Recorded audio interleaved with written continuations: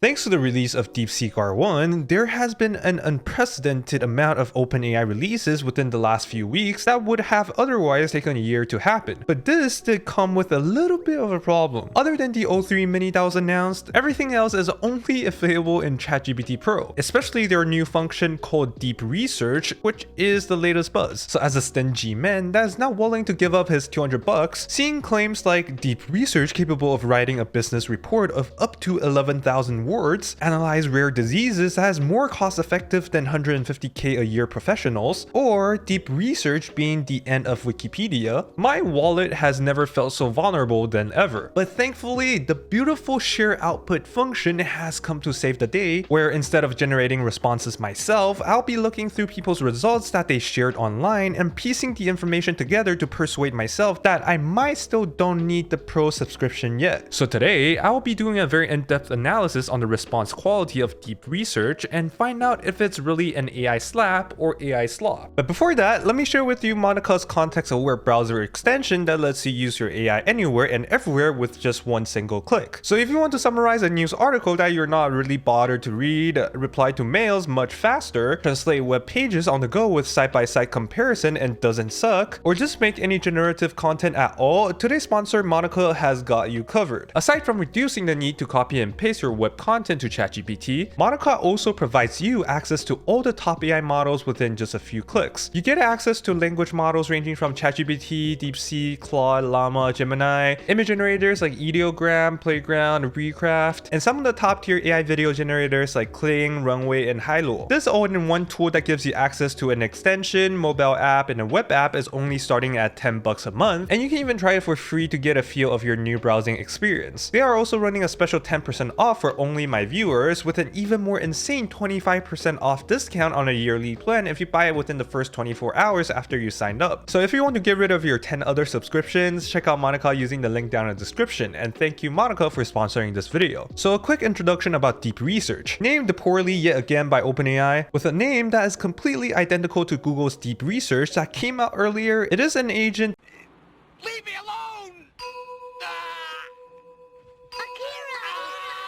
Designed for multi-step internet research on complex tasks. This includes gathering information from hundreds of online sources and compiling a report for you. I'm guessing how it roughly works is ChatGPT creates loads of keywords from your prompt, searches maybe the top 100 results on Google, then uses all of these information as context for OpenAI's new O3 to create a response to your question in a lot of words. Like I can ask it to do a price comparison of RTX 4090s to find out which retailer offers the best price and put it in a table in just 10 minutes. So it's literally searching the web but on crack. But with some Omen himself claiming that one query costs about 50 cents, yet the value it brings is worth $500, since Gemini Deep Research did the price comparison of RTX 4090s much better and has a subscription that is 10 times cheaper to access it. Let's take a closer look at them answering harder questions to see if that's really the case. While I only have the results from OpenAI's Deep Research, Audi was kind enough to record the generation process for me so I can share with you guys what it looks like. So when you first enter the prompt, it will usually follow up with questions about your prompt for clarifications. For topics such as searching medical recommendations, it will ask you if you have any other symptoms. And in my case, for price comparison, I forgot that location would be a crucial information, and here you can see Deep Research asked Audi to specify, which is pretty neat. Then it will spend the next 10 to 20 minutes reading into the limited amount of instructions that you provided with and create a response for a long form report depending on your question difficulty. But to truly understand how good Deep Research is, or if it's good at all, we need to make it research on something much more complex. And Audi's query requesting a detailed explanation of DeepSeek might just be the perfect subject for me to analyze in terms of result quality. After all, there's nothing you guys are more familiar with than the recent DeepSeek news that I covered in my last few videos. So if you need some more context, feel free to check those videos out. Okay, first and foremost, it handles summaries really well. It pointed out most of the key innovations of DeepSeek R1, such as RL without SFT, code start data, and the distillation results. However, it did not mention that their RL algorithm is GRPO, which is basically the main factor in their experiment success. It even inaccurately described or even hallucinated the origin of the code start data, which is a crucial detail. For those who may not remember, code start data is made out of reasoning data generated by DeepSeek 0 and manually cleaned. It is not entirely human written and not defined unclearly like additional data after RL. And later on, Deep Research claims that this is a high hybrid pipeline, but the R1 paper that is cited for this sentence has no mention of the word hybrid at all. And of course, it is not a hybrid pipeline either. Additionally, its takeaway on distillation is slightly off. It's not about tiny models acquiring abilities far beyond what their size suggests. Instead, the key insight that DeepSeek proposed is tiny models perform better with distilled reasoning than by undergoing RL themselves. On top of that, it doesn't mention the names of smaller models being distilled, and at most only referring a 1.5B parameter model, despite there being 5 other different sizes. What's even funnier is that it says GPT-4o is OpenAI's optimized GPT-4 variant, which I'm pretty sure the O in GPT-4o does not stand for optimization. And I think I can still go on with a lot of clarity and factual problem it has, and this is just the first section about innovation. But I still gotta give credit to deep research because the correct points it made were genuinely insightful. For example, it didn't just explain but also elaborated on why MCTS didn't work for DeepSeek's case by comparing the search space of a board game to that of language. It also provided a simple yet effective explanation of what a process reward model is, which is essentially a model that evaluates intermediate reasoning steps. So all of this information, which would be challenging for a human to compile in such a short amount of time, gives so much value. On top of that, most of the numbers it referenced so far has been pretty accurate. However, spoiler alert, its accuracy declines when more sources are involved, especially when those sources are not as high quality. In the non-innovative discussion section, which is also the second half of the report, the quality died down a bit. First, it now hallucinated the expert count even though it mentioned it correctly in the first paragraph. Second, it claims that the H800 GPU is slower than A100, which is not true given the specs. H800 is just limited in the memory bandwidth speed, and everything else is pretty much the same with H100, which is miles better than A100. Third, it hallucinated the claim that GPT-4 costs 100 million plus, despite the fact that the source it cited did not mention any cost for GPT-4. Lastly, it falsely stated that GPT-4 had a code force rating of 1,900 to 2,000 in tests, and that GPT-4, which is the March 2023 version by the way, scored 80 to 85% on Amy, both of which are completely untrue and clearly the work of hallucinations. Maybe the bad naming strategy is coming to bite back OpenAI. And ironically, the problem with AI search right now is it lacks bias or opinions. So if a source that they reference from a blog says something is revolutionary, they will repeat the exact same words even if the blog is objectively wrong. Conversely, if a scientific paper is the most legit source out of all the other sources, the model should rely on that more than the other sources. So regarding the case of using deep research to create good discussion, it looks like it is still not possible. Other than that, it only relies on insights that already exist in its reference and is incapable of coming up with novel insights by itself. For example, if it hadn't cited the IBM article hyping up how DeepSeek offers 96% cheaper pricing than O1, it wouldn't have recognized this at all. Maybe a better reasoning process that will get the model thinking, oh, the price difference is a lot, maybe I should point that out, would solve this. And right now when it tries to provide novel insights, it will end up hallucinating like the GPT-4 example. And I know, these criticisms are really harsh, but even if something's good, I just want to point out its downsides to you so you would be well prepared when you decide to use it. So is deep research actually that good? Or is there anyone else that can already do it cheaply? Well, I am building one for searching AI research papers. The pipeline is good, but it's still not done yet. But that's only for AI research papers. As for Google's deep research, using the same exact prompt, we can instantly tell how much more shallow the details are compared to the comprehensive report from OpenAI's deep research. Even though it did mention GRPO, which OpenAI's deep research did not, it has an even bigger issue of hallucination where the citations are real, but the statements it generated are completely hallucinated. In this case, the source, it's not even about DeepSeek R1 or GPT-4, it's about DeepSeek's image generation model, Jimenez Pro, yet it hallucinated the cost. On top of that, if you scroll down to the bottom, it seems like Google's deep research only mainly cites YouTube videos, blogs, and news websites. There are 0 citations from Archive or any other websites that host credible scientific research. It seems like Google's SEO has a heavy effect on the search ranking within Google's deep research, which clearly should have prioritized scientific research papers. So yeah, even though Google's deep research is 10 times cheaper than OpenAI's deep research, it is still not ideal to use it to conduct in-depth analysis, especially when it will just hallucinate a lot worse on the topic that we want to learn in depth of. I'll be skipping the official benchmarks as well since they didn't compare it to other AI search products, making it somewhat useless for gouging its actual performance. But anyways, is OpenAI's deep research worth it? So my opinion about it is pretty split. On one hand, the general summary is is still insanely helpful, and it's not really the AI's fault for a lot of its problems because some sources are just not as good, which makes the resulting report kind of flawed when it is not referring to good papers. On the other, it's harder to use this seriously when there are a lot of uncertainties about factual correctness. But as for model's hallucination when trying to create novel insights,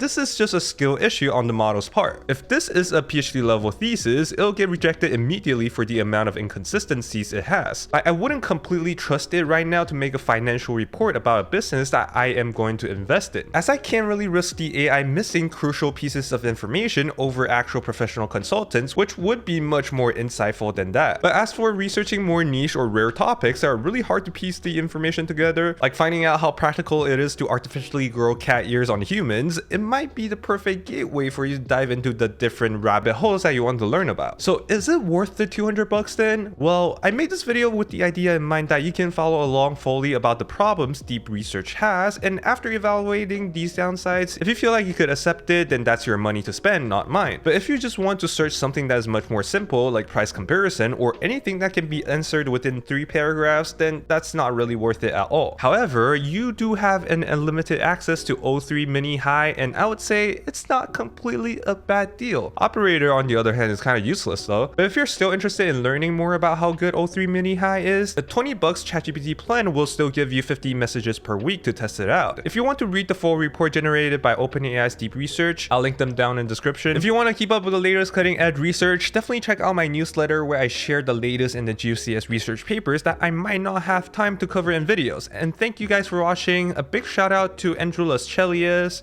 Chris LeDoux, Deagan, Miguilim, Robert Zawiasa, Louis Muck, Ben Shaener, Marcelo Ferreira, Zane Sheep, and many others that support me through Patreon or YouTube. Follow me on Twitter if you haven't, and I'll see y'all in the next one.